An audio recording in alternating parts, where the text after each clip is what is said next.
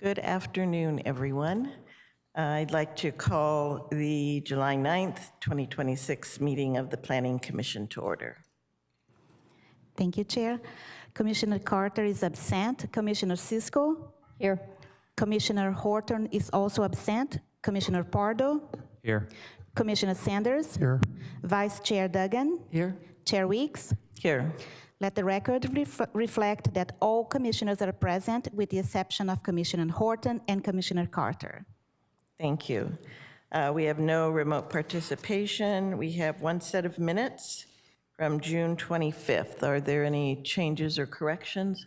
I know there have been, there were some corrections early on, but have there been any other changes or corrections since then? Okay. So with that, they will be approved as submitted. Moving on to public comment on non-agenda items. I only see one member of the public. But I have to officially open it just in case. We are now taking public comments on item number 4, non-agenda matters. This is the time when any person may address the commission on matters not listed on this agenda, but which are within the subject matter jurisdiction of the commission. If you are in the chambers and wish to make a comment, please make your way to the podium and please state your name for the record. You will have 3 minutes for your comment and a countdown timer will alert you to the conclusion of that period. Seeing no one rise, we'll go ahead and close the public comment and read this, go on to 5.1, our statement of purpose. Planning Commission is charged with carrying out the California planning and zoning laws in the city of Santa Rosa. Duties include implementation of plans, ordinances, and policies relating to land use matters, assisting in writing and implementing the general plan and area plans, holding public hearings, and acting on proposed changes to the zoning code, zoning map, general plan, tentative subdivision maps, and undertaking special planning studies as needed. With that, we'll move on to commissioner reports. Is there any commissioner reports? Do I have a report, or I just need to let it known that I'm going to have to excuse myself for the second item? Yes, thank you. Any other commissioner reports? Okay. If you are in the chambers and wish to make a comment on Commissioner Sanders' report, please make your way to the podium. Seeing no one, we will close that. And we will go down to department reports. Good evening, Chair Weeks, members of the Commission, Jessica Jones, Deputy Director. I do not have any reports for tonight. Okay. So any public comments on the non-report report? Okay, so item 7, statements of abstention and recusal. Do we have any? Hopefully not. Okay, so we'll move on to the star of the show tonight, Dan Hennessy, and this will be a study session on transportation impact analysis requirements, purpose, limitations, and considerations for updating local guidelines. Thank you, Chair Weeks and members of the Commission. In discussing the questions that you frequently have or that come up during items that you hear, we thought that it would be good to just do an overview of what traffic analysis actually means for us, what it does, what it doesn't do. So this is about a 15-minute overview. Gives us the opportunity to answer some questions and maybe prompt some from you that will help answer future questions. I know that for a long time you had Deputy Director Rob Sprinkle here to answer your questions, and in the last few months you've seen me, you've seen our Transportation Planner Tarina Wilson, you've seen Acting Deputy Director Mike Van Middy, all trying to fill in Rob's shoes. And there's been some evolution in the thinking of how we're using these, and I want to provide some information for all of you to provide some context. So the purpose of this presentation, we're going to talk a little bit about what a transportation impact analysis actually does, what's good and what's bad about them, what they can do and what they can't, how this interacts with land use patterns and development outcomes, and then how we align these requirements with city goals. What we want to do is make sure that these analyses are actually providing useful information and not making development overly complex, making it cost more for the sake of doing paperwork. So transportation impact analyses are forecasting tools, and broadly they are used to determine the impact on the transportation system. That is about as vague as you can be. we as staff and we as a community get to decide what an impact actually is. So this is, we're going to get to this a little bit later, but these are not value neutral studies, right? They are intended to reflect our values. And as a result, the analyses that require and the thresholds that we have reflect our city policy goals. So these studies, they typically evaluate the travel demand generated by a new project, the impact on operations. In California specifically, we're now required to do an environmental analysis related specifically to transportation around vehicle miles traveled. We evaluate the access to the property and any internal circulation issues that might arise and how that might affect the public right-of-way. We also do this both with the transportation network that we currently have that we know and the one that we're planning in the future to make sure that these developments are consistent with both.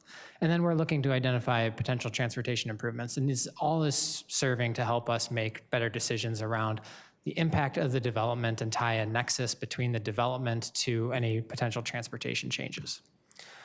TIAs, though, now serve multiple purposes. In the past, our profession, when I say we, I mean traffic engineers at large, focused a lot on vehicle travel time, and in particular, vehicle travel time at intersections. That is where capacity is constrained between intersections. Vehicles typically travel without much interruption. And so we focus on the delay at intersections. We work to mitigate impacts there. Typically, that means adding capacity. Sometimes that means signalizing the intersection. Sometimes that means changing the signal operation. But the vast majority of the time, it means widening the intersection to provide additional capacity. As a result of that, the intersection can handle more traffic, but wider roads also create more traffic. It's a concept called induced demand. It's been shown over and over, both United States and throughout the world, that you open up a new transportation facility, the next day it fills up. The demand on your roadway network expands despite the fact that the land uses were the same as the day before. Now what's required of us is the same conventional analysis tailored to our specific goals. So we're looking at a broader focus on mobility, access, transportation safety, land use outcomes. We're still doing that conventional analysis, and we're looking at it through the CEQA perspective related to vehicle miles traveled and the impact of the development on the environment. These analyses are valuable because they allow a consistent framework. Again, the applicant can know on day zero of their project, before they've even talked to us, what we might expect. They can engage a consultant to help them. They can call us and walk through the guidelines and the thresholds with us. They establish a methodology for how to estimate project travel demand. We'll talk a little bit about how that's done in a couple of slides. And then also where our thresholds are for what might determine a significant impact and how we might mitigate those things. So again, all of this information is helping to inform our judgment as stewards of the transportation system. It is not replacing it. It is not black and white. There are many, many shades of gray with respect to these analyses. Putting that in a list form, they are great screening tools. It's an excellent framework for identifying potential needs and improvements, and great as an input to decision making, but these are not precise forecasts. We'll talk a little bit more about that in a minute. They are not any guarantee of future conditions, nor should they be the sole determination for any decisions with respect to the project. When we talk about estimating travel demand, there are a number of things that play into that. We typically are looking specifically at the future development itself, its land use and its intensity, but there are other things that change those. We can look at surrounding transportation network changes. We can look at different travel behavior or things that might affect travel behavior. We can look at economic conditions that might change how people move in a city or a region, and broader population growth within a city or a region with respect to changing travel demand for a particular site or land use. We also know that the impact of these different wedges of this pie can change. Most dramatically, we saw this with the COVID-19 pandemic, when on March 1st of 2020, we had one set of transportation assumptions, and on March 20th, we had a very different set of assumptions that ebbed and flowed for the next 2.5 to 3 years. We've since come back to a period of relative stability with respect to that, but it's not what it was in 2019. We are firmly in a new normal with respect to transportation patterns. As a result of these analyses too, they often focus very specifically on one set of numbers, right? There are 89 new trips. The intersection delay here is 27.8 seconds per vehicle. It communicates a level of precision that is not there. Everything that we use to develop these estimates has error bars. We, again, in order to provide simple analysis that people can understand, don't communicate the level of uncertainty with respect to these estimates. So that comes from the volumes, that comes from the delay estimates, that comes from the analysis of the intersection itself, and us doing our best job to model what's happening there and model those changes without having seen them yet. This is not true just of transportation forecasting. This is true of any number of circumstances. Real world conditions constantly change. Models contain uncertainty that's built into them. As an example on the screen, I've showed what happens with hurricane forecasting in that bottom left. Very near to where a hurricane is at, you have a level of predictability about its location that it expands. You become more uncertain as you project farther out in distance and time. That same thing happens for us too. We are using past data with respect to travel demand, other similar sites. We're using current conditions that we've collected at a small sample of time, and we're trying to project some amount of time into the future to model what can happen. There's a lot of uncertainty there, and that uncertainty compounds with each of those independent variables. So, like I mentioned, we try to communicate things simply, but I think that simplicity over expresses a sense of precision that does not exist. Alternatively, we could communicate all of that uncertainty and express to you exactly, what the margin is, what the error bars look like, what is the range of scenarios that we expect to, be possible. That becomes very difficult for the layperson to interpret, to communicate to the public. It becomes a mess to try to analyze, frankly. And so there are definite trade-offs to acknowledging that level of uncertainty.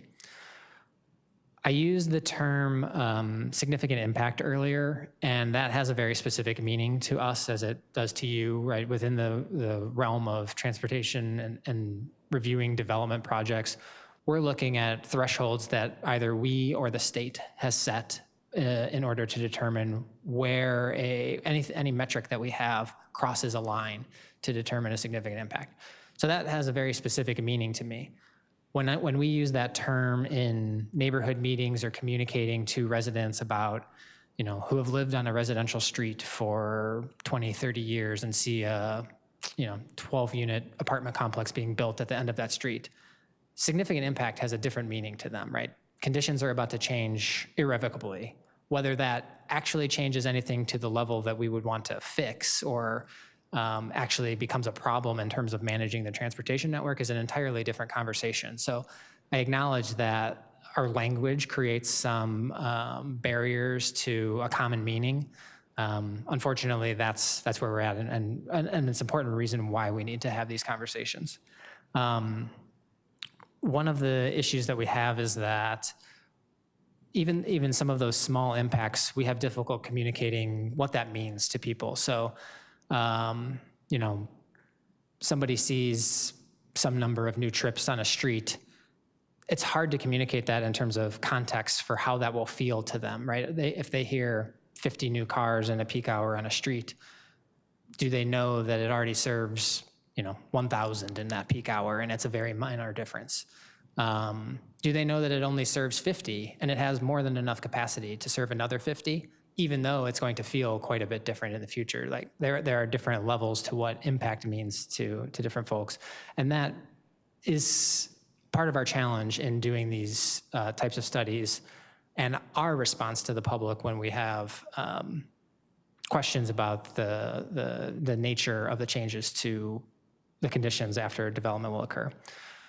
One of our other challenges is that people will frequently ask for more analysis, more background data, wider scopes.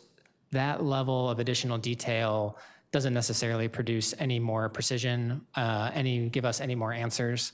One of the reasons why we're doing these presentations and considering additional changes to our study thresholds and requirements is that we looked back at the last several years of transportation impact analyses that we've required, and very rarely did the analysis tell us anything that we didn't already know. There are a number of situations where we found an impact, but we knew we would, or where we already had identified a potential improvement and just haven't identified funding or a mechanism to make it happen yet. And so we don't want to do, again, paperwork for paperwork's sake. We want to answer real questions for people about the impact of developments. We also have another challenge about this discussion in public forums. We frequently joke that everybody's a traffic engineer, right? Everybody has experienced traffic. This is not a geotechnical report. This is not a water resources report. Everybody sees what happens on the streets. Everybody experiences it every day. And so this often becomes a proxy for other discussions around growth, around neighborhood character, around broader development policy. To be frank, this is not specific to Santa Rosa. Very frequently, people think the best day their community ever had is the day that they moved into it, and it progressively gets worse with every additional change throughout. We also see that traffic is very frequently a catch-all term for change.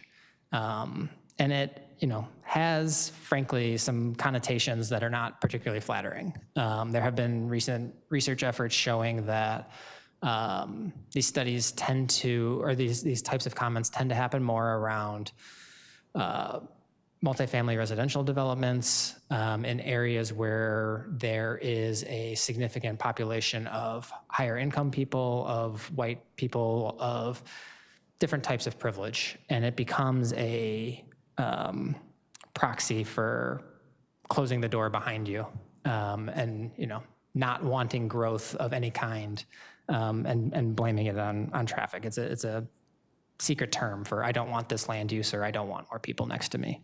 And it's important that we as a profession are acknowledging that, right? We need to understand what this type of analysis communicates to people.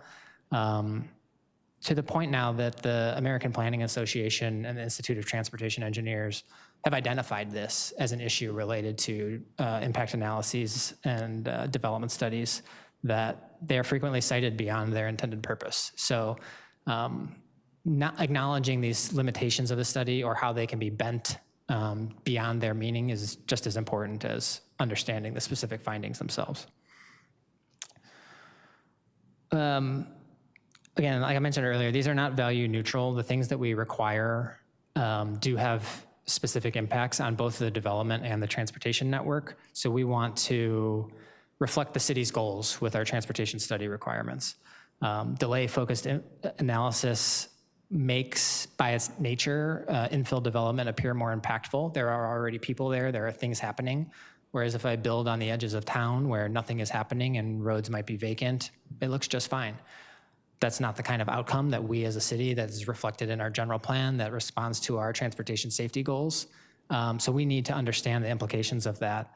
What we don't want is to be incentivizing roadway expansion that is in conflict with the ability to have a more productive land use in some areas, or again, be counteractive to our safety goals where we're making tremendous progress. And the goal used to be traffic engineering focused. How do I get as many cars through a location as quickly as I can? And as a result of that, we have the worst transportation safety record with respect to fatalities in the developed world. We have a real struggle incentivizing any kind of alternative transportation, and it has an especially high impact on transit use with these land use patterns and how the transportation network is built out. And so we're shifting beyond that congestion-focused analysis threshold to make sure that we're incorporating all of our broader transportation goals and that they're reflected both in our analysis and in the developments themselves. recognizing that the congestion relief that we're going to require or that we might generate is very likely to only be temporary. On the left of this slide is called the Safe System Wheel, and it's been adopted by the state of California in its most recent Strategic Highway Safety Plan, and it recognizes that there are a number of wedges in a pie that have an impact on transportation safety outcomes. We, as a state, are one of the first to include the sixth wedge that says safer land use. Compact development, development requirements, development standards all play a role in decreasing the number of serious injury and fatal crashes that we have on the transportation network. Compact development, fewer driveways, more controlled access, all very important. So all of these play a role, and what we want is that reflect our broader policy choices around the council's established Vision Zero goal, around the adopted general plan, and the number of specific plans to be reflected in our transportation policy. Which metrics do we require to be analyzed? Which ones do we require to be analyzed and mitigated for if there's an impact? We just want to make sure that we're consistent with the rest of city policy and not just 50 years of traffic engineering standard. Again, repeating here that aligning ourselves with city goals, with compacted infill development, with safe transportation choices, with accessibility, that needs to be reflected in our analyses and our decision-making also. These last slides are just showing a couple of examples of what traditional thinking has led to. On the left is a slide that's frequently shown in classes and seminars around this topic. On the left, you see an empty street that a traffic engineer would call level of service A. And on the right, you see a busy street that a traffic engineer would say it's level of service F. Our planning department might have different definitions of the success of those streets. An economist would have different definitions of the success of those streets. We need to acknowledge that empty, free-flowing roads is not our end goal. And when we require that to be our end goal, we sometimes end up with the image that's on the right. You see there a 5-lane road intersecting a 3-lane road at a ex-urban intersection that I did a traffic study on more than 15 years ago. As a result of that study and their requirements and their projected growth into the future, they expanded that intersection to accommodate all of it. It's going to end up a 9-lane facility by a 5-lane facility. And you see that it eats into 3 different corners of that intersection, limiting useful development potential on each of those parcels. I can also definitively tell you that this intersection is less safe. It is not people-centric in any way. It is intended to get vehicles through there as quickly as possible, despite the fact that you can clearly see there's development happening on at least the bottom 2 corners where those lots have been graded for the development that's associated with this project. So again, our values have consequences and our decisions have consequences too. So just in summary, these are technical tools that are providing estimates. They're not predictions of the future. They are certainly not good predictions of the future. They are the best estimates that technical professionals have at our disposal. We're using historical data to the best of our ability to have some understanding of what the anticipated changes could be. And they do impact development outcomes. Our required mitigations, our required designs of sites with respect to ingress and egress have real impacts in terms of development potential and costs to applicants. We really want to focus our more detailed studies where we have real questions that we want answered. We don't want to be doing these just to, again, do them because they're expected. We also understand that the community does expect transportation and traffic engineering analysis to be done, but they frequently want that to happen so that they can use it either as an opponent or proponent for the project to support their already held positions. And we need to be careful, again, that traffic is just a staple of community comment and often gets misused or used as a proxy for other things. One other thing that I want to mention just broadly around this topic is that, as many of you know, we as staff are trying to do as much as we can with as little as we have, and the demands on all of us are getting larger. And so I, in particular, am really trying to find ways to decrease the burden on our staff. And this is one way, this is one area where I see a burden that does not need to exist, or that we can decrease the level of analysis and the level of review necessary. That doesn't mean not providing information to this body. That doesn't mean not being available to answer questions. It just means that very frequently we already know the answer without requiring, tens of thousands of dollars of analysis and many hours of staff time to answer those questions. So, again, I appreciate the time to talk to you about this topic, and I'm happy to answer any questions you might have. Thank you. Thank you. Are there any questions? Commissioner Sanders? Thank you for the presentation. You said something that sort of struck a memory from some of the projects that we see. And it kind of boils down to no one wants any traffic in the house, in front of their house. I want slow to zero, but I want to be able to get across town as quickly as possible. And that bike lane's in my way, and that building that you just approved is going to add more traffic. So it's almost like a no-win situation.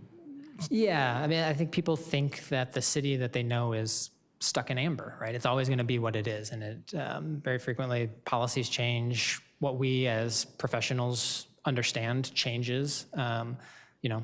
The people who did my job in 1990 had a very different understanding of what they were doing than I do now. And it'll be different in 30 years too. So, Right. So just two questions. How do we, communicate, I guess, to the public their real concern that, we're saying that this traffic study for this particular street, roadway, intersection will add 50 cars. And they're sitting in traffic. They're on Sinead trying to get through. And we're saying, well, it's not that big of an impact, but they're waiting. Yeah. How do we communicate that? How do we make that make sense? Yeah. Peak hour congestion is the sign of a healthy city, frankly. I have lived in communities that don't have it, and those communities are dead, right? People are not moving around. What I don't want to have happen, I talked a lot through this presentation about transportation safety. I've made no secret that that's my priority. What I don't want to have happen is people experiencing unnecessary delay as a result of the changes that we're making. If you look at a lot of the recent projects that we've done on North Dutton, on College, on Steele, we have reduced lanes, but we've kept all the lanes at signalized intersections to keep the same number of people who can get through the bottlenecks the same. What that does in between those intersections is slows everybody down. And that's really the goal. I do want your trip to take a minute or two longer, but I want it to do that because you're driving 5 to 10 miles an hour slower, not because you're waiting longer. That is something that we are very attuned to, because right now we have a lot of freedom to make changes to the roadway network, and that is because we've done it with relatively little pain to people. As soon as we mess up, that changes. Like, we are going to get scrutiny to the point that projects are going to take 3 times as long. We're going to have to do a level of analysis on a threshold that we're not doing right now, because we know we're getting it right. I want to keep that freedom as long as I can, and we're really trying not to mess that up. So you're right that it is hard to communicate, but my real answer to that is direct them to me, to Tarina, because some of this is very technical in nature, right? I mean, you look at a lane reduction on West College Avenue, of course, how are you going to get as many people through? Exactly the same number of people get through now as did at the same time last year when that roadway was twice as big, because you're not getting through the roadway, you're getting through the intersections. Thank you for that. And my last question is, when is a traffic study on a particular project considered old and you need to get a new one? Yeah, within 2 years, you're definitely safe. In our standards, it says after 2 years, we want to talk to you about if conditions have changed. We are regularly collecting data, both at intersections and on roadway segments, to understand, are conditions changing? Are volumes changing? Have we changed the signal timing? Does that require any change? Have we changed the signal operation? So if you're within that 2-year period, it's good. If you're outside of that, you need to come back and talk to us. Doesn't necessarily mean full reblown study, just needs review to make sure that the assumptions are the same, or what changed that we need you to check. And that answered my next question about how intensive is the study going to be. So 2 years, give or take, and then we're needing to revisit. That's right. Thank you. Thank you. Vice Chair? Yeah, thank you. Thanks for the whole presentation and all the good information. So a couple of questions I have are, have now left my brain. One of them is, so especially you mentioned COVID and the pandemic and how that changed things. And is ITE revising things around that, like the number of people working from home, and now how it seems like you can't really predict when rush hour is going to happen on the freeway, for example? Yeah, two of the things that we've seen specifically since COVID is that our morning peak hour has diminished. That is a nationwide phenomenon, and we think that that's specifically reflecting people not working from home anymore. So it was very common in the past that our AM peak hour would be as congested or have as many people moving around as our PM peak hour. That's not really the case anymore, with the exception of in the proximity to schools. But what we have seen is, as a result of that work from home gets a little finicky in the afternoon. And so the peak period is now extending, and you see more activity starting at 2:30, 3 o'clock, where it used to be more centered after 4, really close between 5 and 6:30. Now we're seeing a less of a peak, but a longer peak that frequently leads to frustration because people are used to being able to move around at 3 o'clock or 3:30 in a fairly free-flow environment. That's not the case anymore. It looks more like the 5 o'clock of 2019. Okay, also my first question did come back in my brain. So what's your best advice for people like us when we get a traffic study? Let's say it's a brand new development and we've got a consultant telling us that this is, this is gospel. I did the study and this is what it shows. And we've got a bunch of neighbors who don't want the development and they're here telling us that. And we're not traffic engineers. Like, how can we sort of sift through all this information and try to make our best judgment? Yeah, it's an excellent question. The traffic studies that you see before you are prepared on behalf of the developer by a private consultant. The scope is determined by the city, the review is done by the city, and it does not get approved and sent to you until we sign off on it. So it is a reflection of city staff. The traffic study that you're reviewing, whatever's in there, is our traffic study, right? It's just done by somebody else. We would not send it to you if it wasn't. I know that that's hard to take, especially for members of the community who hear a traffic consultant that they've never met, who appears to be a hired gun, and accept that this is objectively the traffic study as best as we know. But that is the case, right? I think it's pretty infrequent that you would hear us come to a hearing like this and contradict what a private consultant would say with respect to their traffic analysis. What you might hear us do is add some additional context that they may or may not have, and I think that's probably our best role when there are questions.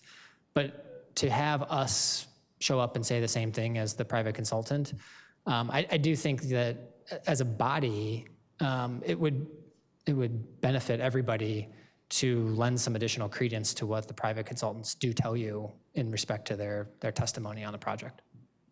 Okay, thank you. Any questions? Okay, I have a couple, and I'll piggyback on what Vicki just said and what you said. So it sounds like when we have a project with a traffic study and the neighbors are upset by the traffic, that it would help if we reiterated that this traffic study before us, prepared by consultant X, had been reviewed by staff and was signed off by staff. Or to ask that as a question to staff, was this traffic study reviewed and approved? I don't think it would hurt. Yeah, okay. Other question, On the key conclusions, the fifth one, it says detailed studies should be focused where meaningful transportation issues may exist. So what's meaningful? Where we as staff have real questions that we want answers to. There are, like I said, every jurisdiction has their own documents detailing what the scope of a study will be, what the thresholds should be. Some of them are, we're lucky here. We have licensed traffic engineers on staff. We have a specific division of people dedicated to this.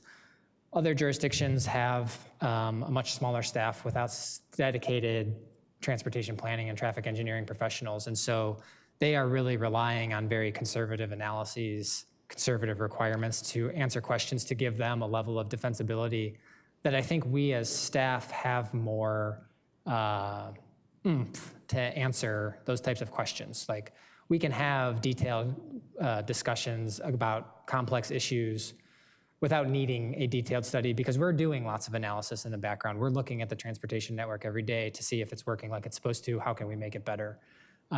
Whereas some jurisdictions don't have that analysis. Frankly, some jurisdictions have transportation impact analysis requirements to either incentivize or disincentivize development. We could make these thresholds very painful, make everything required for analysis, make everything identified as an impact. Who's going to want to develop here? We could also have no requirements and let everybody develop and have a transportation network that becomes a mess as a result. We're trying to balance that line. So that goes back to what you were talking about before, the goals of the city and the general plan, that it needs to be consistent. Right. I don't want to go too far to either end of that spectrum. I mentioned the transportation safety goals. Like, we could sign every street at 5 miles an hour and not have any fatal or serious injury crashes anymore. We'd ruin the city, and I'd be fired tomorrow for that. Like, it would ruin like the economic engine that is Santa Rosa to do that. So like, there is a balance of goals that we're all trying to work through. And I like your comment about safety versus faster. Any other questions? Okay, so in closing, I'd like to thank you very much for being here, and for Tarina for sitting through this. And also just to reiterate how important it is for us as a planning commission to have you present when we have a project where traffic is a huge issue. And I know you're stretched really thin, I understand that, but I think it would be better all around if in those cases there was somebody here to be able to address those concerns. I'm talking about like El Noca and Sinead, and even the one we just had. Benjamin's Road. Thank you. Bam. Thank you. That's really helpful because you guys are the experts, and so for the public to hear from you as the experts is helpful, but we will be mindful of staff's time and. Thank you. Okay. So, Ms. Jones. Chair, my apologies for the interruption. Despite the fact that we have very few folks in the audience, we do need to open it up for public comment. So, in case our one public member has a question or comment, please make your way to the podium. Seeing him not rising, we will close that public comment portion and bring it back to the commission. Sorry to put you on the spot, Tom. So with that, thank you so much, Dan and Tarina. I really appreciate you taking your time. And I'm glad, we can point this study session to our fellow commissioners who were not here today for them to take a look at it, because I think it's informative and important. So with that, we will say farewell to Commissioner Sanders and move on to number 9, consent items. We have none. And our report item, which is, Tarina. Hello. It's 10.1, report public outreach for the Greenway Connectivity Study. And Tarina Wilson, Transportation Planner, will be making the presentation for us. That is me. Hi, Chair Weeks and remaining Planning Commission members. My name is Torina Wilson. I'm the city's transportation planner. I did sit through Dan's presentation, but I would have done that anyway. It's not because I have this item. Let's see, do I need to share screen? I need help every time. Thank you. We're a teamwork city.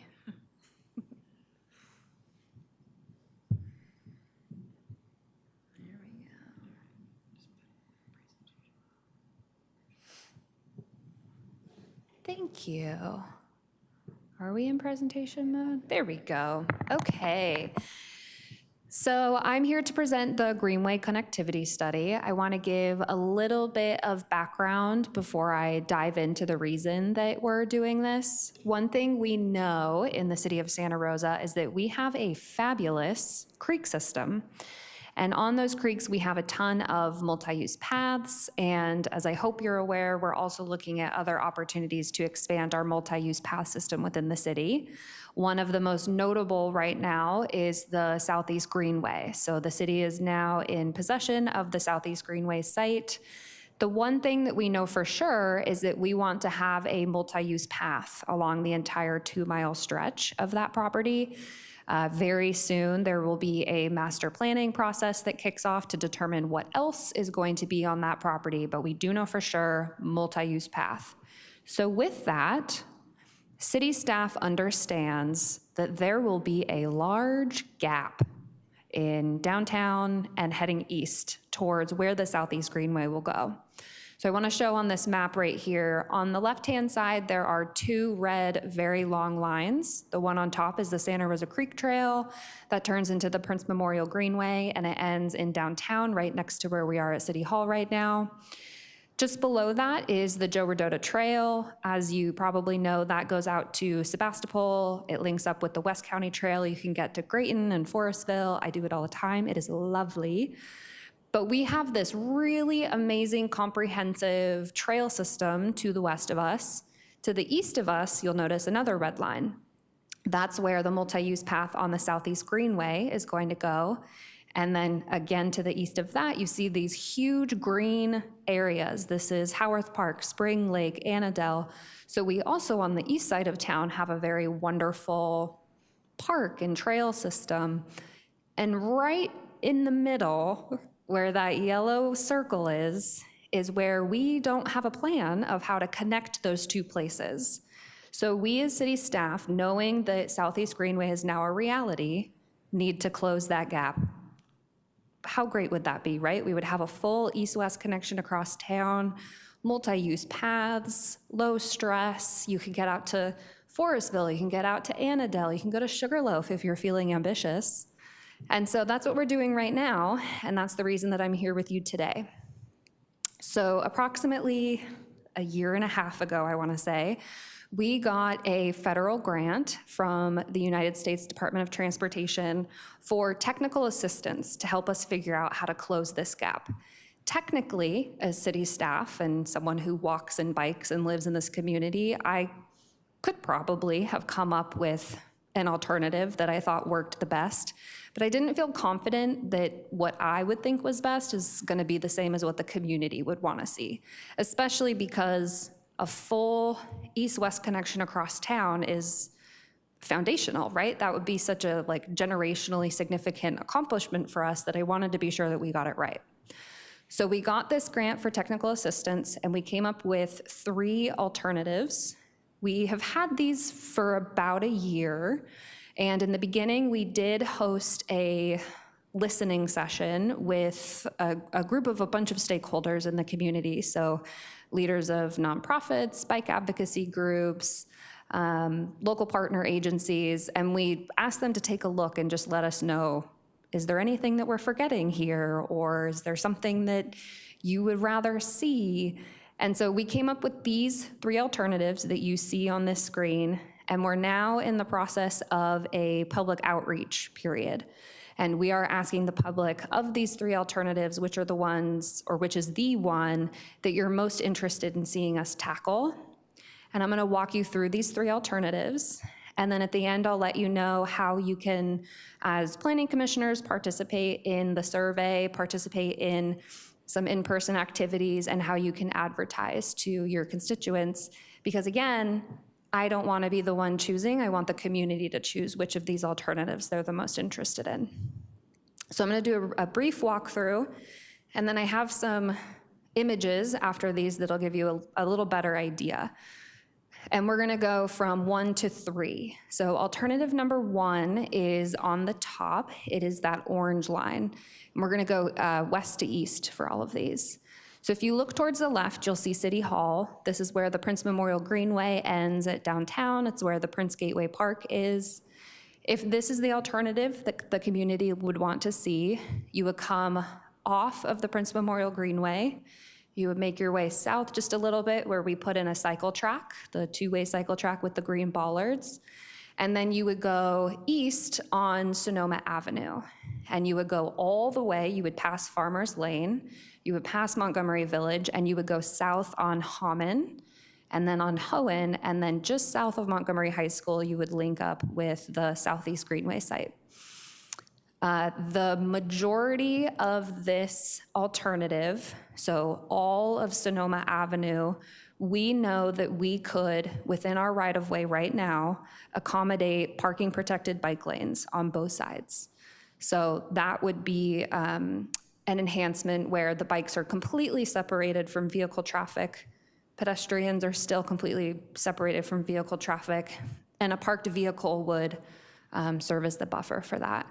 On Hammond Avenue, between Sonoma and also on Hohen until you get to the Southeast Greenway site, there's some locations where we might be able to do some buffered or protected bike lanes, but a good chunk of that will also need to be something like a neighborhood greenway. And I have images that'll explain this in a little bit more detail in a couple slides. That's alternative number 1. Alternative number 2 is the blue one. And it starts the same. So you'd come off of the Prince Memorial Greenway, you'd go south on Santa Rosa Avenue on the cycle track, and then you would go on Sonoma Avenue. Again, it would be parking protected bike lanes. But then when you get to Doyle Park Drive, you would move south, and you would kind of meander through Doyle Park. It's a beautiful park. We would have to make some enhancements there, but there's already very mature shade trees, and it's very peaceful. And then you would go to the east, you would link up with Hohen Avenue, and then you would go and you would take that all the way over to the Southeast Greenway site. Of the Hohen locations, or segment, there are some locations where we do believe we could do either, extending of the sidewalk so that it's like a raised multi-use path. There's an opportunity where we might be able to fit in some protected bike lanes if we wanted them separated. So there is some separation of bikes and vehicles that we could do on certain portions, but other portions where we have limited right-of-way, it would look more like a neighborhood greenway with traffic calming, really making sure that vehicle speeds are lower so that if you are riding your bike, you feel a little bit more comfortable. And then the third alternative is the yellow one on the bottom. And this alternative is almost entirely on residential streets. So think of a neighborhood greenway where we do meaningful traffic calming. Again, bikes would be sharing the travel lane with vehicles, but we would hope to slow vehicles as much as possible so that that's a more comfortable mixing zone.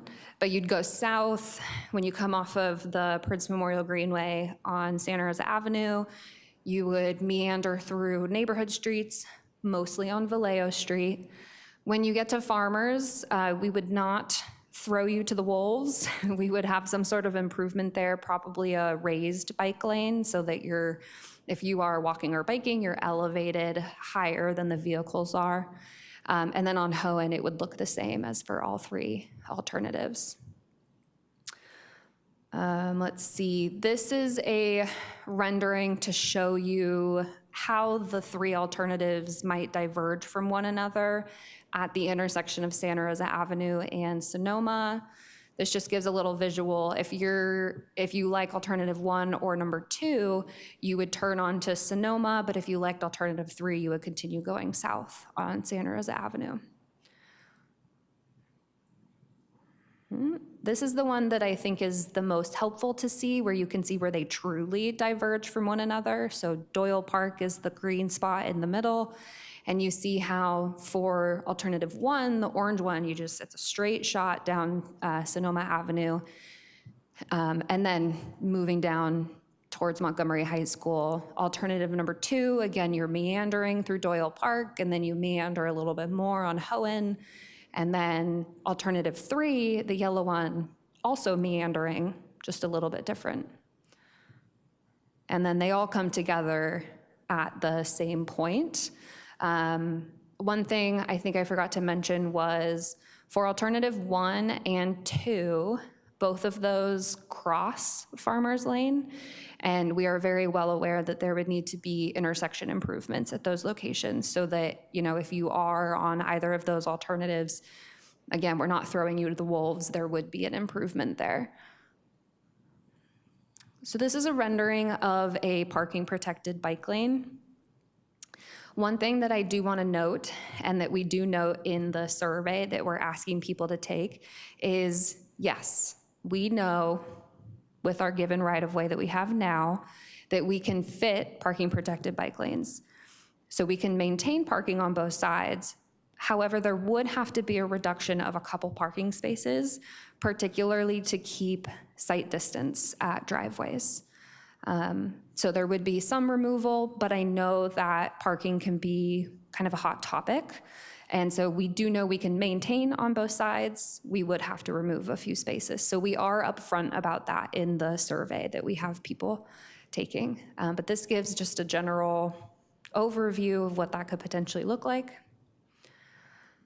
This is a rendering of alternative number 2 going through Doyle Park. We currently have the park closed to vehicles, so it's already really peaceful. I rode it yesterday. I'm gonna ride it again on Saturday at a community ride. But there's a chance for us, to add signage. I think that's one of the main things that we would do so that it's very clear what way you're supposed to go to link to where you want to go. And then one other improvement that we would need to do, but is not shown here, is widening the pedestrian path. So through Doyle Park right now, it's a standard sidewalk length, it's maybe 6 feet. We would have to widen that so that it was more of a shared facility and there's not a conflict in the space. And then this is a rendering of what a neighborhood greenway could look like. There's no one right way to do a neighborhood greenway as long as you really reach your stated goal, which is that your vehicles are moving slow enough that you're not creating a mixing zone that creates a safety issue. So what you see in this image, there's a speed bump. These landscaped areas, they have a couple names. I guess I'd call this a bulb out, where you take a couple parking spaces and you reallocate it to something else. It could be pedestrian space. In this case, it's a landscaped space. But it serves a couple functions. One is that it narrows the roadway, so cars are driving slower. It also is helpful because it shortens the pedestrian crossing distance. So you'll notice that the crosswalk above the speed bump is a lot shorter than if that landscaped area is not there. And then we also show improved signage, which would be something we do with any alternative, but it's nice to show it there. So that's the end of talking about the 3 alternatives. Let me just give you some information on how we're doing the public outreach. We have a project webpage. It's listed on this slide. We have a QR code for our 1 member of the public if you want to scan it. On that webpage, we have a survey in English and in Spanish. The survey is written in a way where if somebody has not listened to this presentation, I really hope that it's clear what we're trying to do. It's more of a storytelling type of survey where we do walk through each of the alternatives. I show those same visual simulations that I showed you. And the questions are designed in a way where I'm trying to invoke certain reactions. So I ask things like, do you ever travel with somebody who makes it a little bit harder to get around? A child, maybe you yourself, you have some sort of mobility limitation. Maybe you like to go grocery shopping by bike, and it makes it just a little bit harder because you're bulkier and heavier. I ask people questions like, if we put in something like a protected bike lane, would you be more inclined to go to your neighborhood park? I'm really trying to get at the heart at what are the type of improvements that the community would accept to help shift their behavior and make this a facility that's really interesting for the general public to use. We do have a list of in-person outreach. So there's presentations to all the advisory boards. You're all my first one, but we're also going to the Bike Ped Advisory Board. City Council's getting a study session, Waterways Advisory Committee, and the Community Action Board. We're doing an in-person workshop that's going to be on July 29th at City Hall. Let's see, this Saturday, we're doing a community bike ride. Dan and I, at 10 a.m., we're meeting people at the Fish at Prince Gateway Park. We're gonna ride 2 of the alternatives. We're gonna ride number 2 out, so we're gonna meander through Doyle Park. We'll probably have a rendezvous there to talk about where the paths diverge, and then we'll meet again at Montgomery High School to talk about and kind of show people, okay, here's where the Greenway will come out. And then we're gonna ride alternative number 1 back, which is gonna be really exciting because on Sonoma through Montgomery Village, we are almost complete with our Road Diet Protected Bike Lanes project, and we're gonna get to ride on the new modular bus boarding islands. So if that doesn't convince you to come on this ride, I literally don't know what would. It's gonna be a blast. So 10 a.m. at the Fish statue on Saturday, we'll be there. We've also done a series of pop-up events. I'm also gonna be at Juilliard Park on Sunday for the free music, taking some surveys and just chatting with people. We already have over 500 responses to the survey, which is fabulous. Part of that is because we sent out 10,000 mailers, which, you know, a lot of people responded. I was impressed by that. And let's see. What's helpful for me from you is if any of you have an opinion on any of the alternatives and you want to provide that opinion, I would request that you take the survey online. That would be very helpful for me. That's where all the data gets compiled for me, and it's really easy for me to transcribe and move forward. And then for any of your constituents, your friends, your family, your enemies, anybody who you think would take the survey, I would appreciate if you sent to them. My goal is we could get 1% of the Santa Rosa population to take it. I don't know if we'll get there, but if I keep saying it, perhaps, that would be great. And I think with that, I could take any questions. Thank you. Any questions? Vice Chair. Yeah, thank you for all this. I had a couple questions and a comment. I actually, full disclosure, did take the survey, and it did tell a story, and it was very easy to follow and understand. And in fact, I actually misunderstood one part of it on alternate 2 when I got a question about that. So alternate 2 goes through Doyle Park Drive, and then through Doyle Park, and then connects to Hohen Avenue. And was there any consideration having it turn down Hohen Avenue at Sonoma Avenue and sort of miss the park entirely? And I just say that because I think like women alone, people after dark might not want to ride through the park. That would be a wonderful comment on the open-ended section of the survey. I put it there, so it's there. So I'm gonna know which one's yours. Yeah. So that's one comment. And then the second comment on alternative 3, with the treatment on Farmers Lane, is there, do you have any idea of, because Farmers is also partly Highway 12, is Caltrans amenable to that kind of change or addition to the facility?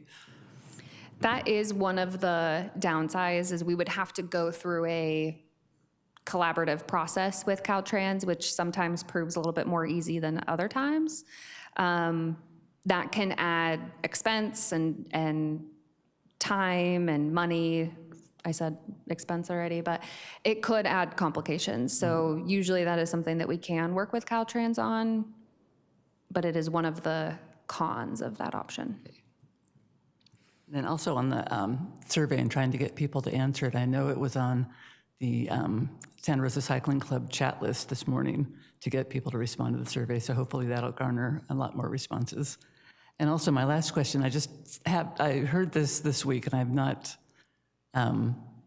researched the whole comment, but I understand that our Federal Transportation Secretary made a comment this week about bike lanes being DEI facilities, and they want to claw back some of the funding for them. So is there a potential that this is going to be impossible to fund once the study is completed and we want to build this? That's a great comment, and I also saw that, and I chuckled. No. So right now, all that we're getting helped with is technical assistance. So things like the visual simulations that I showed you, that's the technical assistance. That's not something that I'm able to do, and I don't think I have staff who can. And that was a contract that was signed about 2 years ago. So we're good to go. The only problem potentially moving forward is if we wanted to apply for a federal grant. It's now more competitive and there's different goals of this administration. However, one of the benefits of this project is that it helps support a generational project for Santa Rosa, which is the Southeast Greenway. And so there's probably opportunities for us to maybe link those two projects with construction funding in the future, or maybe we can use pavement maintenance dollars to help, two birds, one stone kind of situation. So I'm not particularly worried. Okay, thank you. Commissioner Cisco? I have a feeling this hasn't been done, but I'm kind of wondering if you as staff have looked at or estimated the cost of each of the alternatives, and if you have, can that information be given to the public as part of their decision-making process?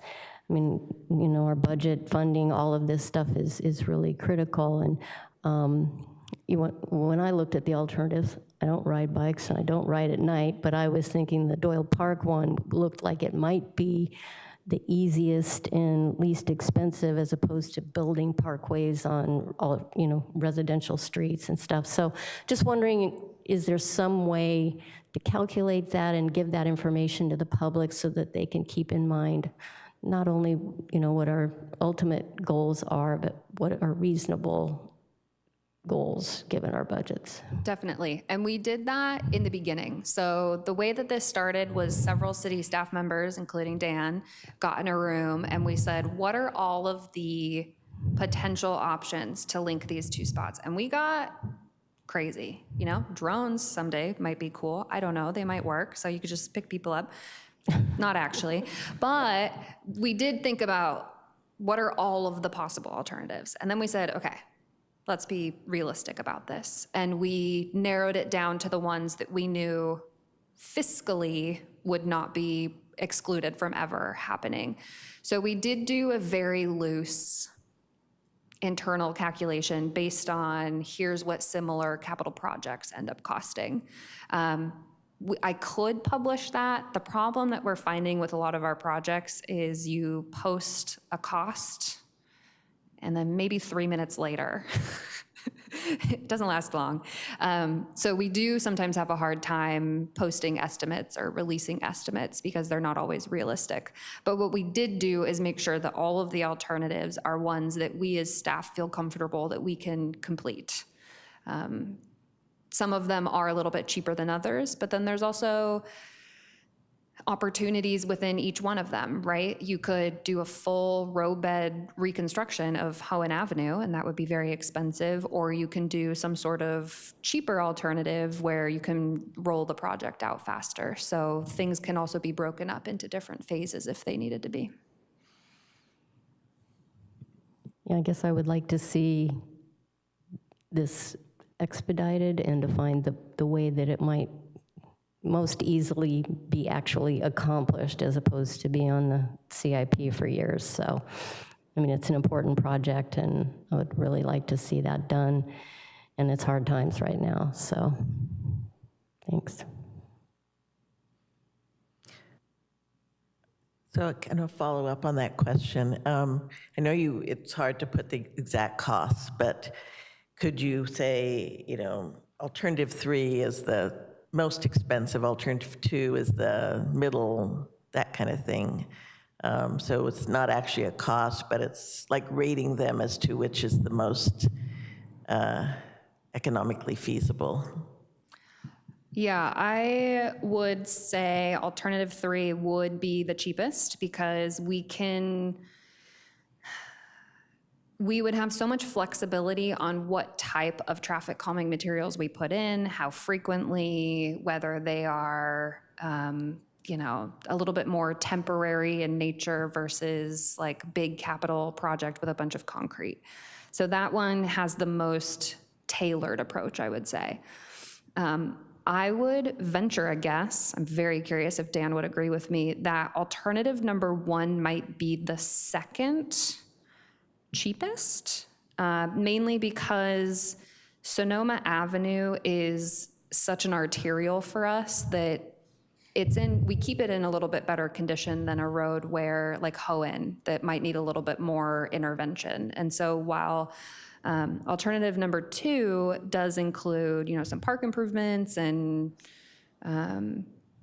neighborhood greenway type facilities, traffic calming facilities on Hohen, the pavement there is a lot worse for wear than on Sonoma Avenue. So I would venture to guess alternative number 2 might be the most expensive.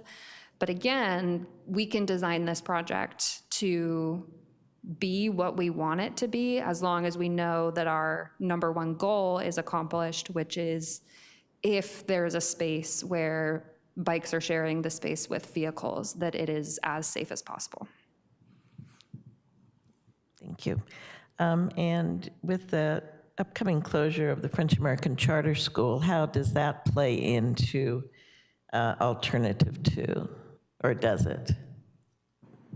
Not really, because, of course, we love safe pathways that are near schools, but we love safe pathways that are around any land use, and who knows what that could be in the future. It could be another school, it could be redeveloped into something else, and we would still want to provide a good, safe facility there. And then my last question has to do with the work that's currently being done on Hammond right now, in front of like Pascaline and the high school.